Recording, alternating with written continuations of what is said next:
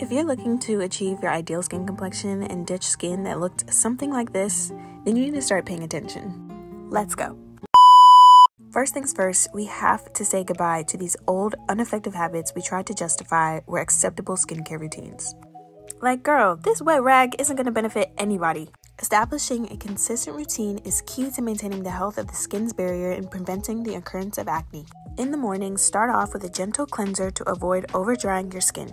Lather a small amount and gently apply it to your face before washing for 30 seconds and rinsing.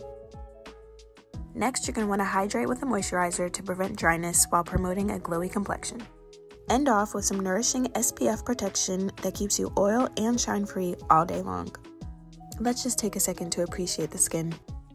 Now at night, I'm going to use the same cleanser to remove dead skin cells and prep my face for repair. This eye and night cream speeds up the skin's repair process and enhances the overall appearance of my complexion. While my skin adjusts and the benefits emerge, I'm all ready for bed. Good night.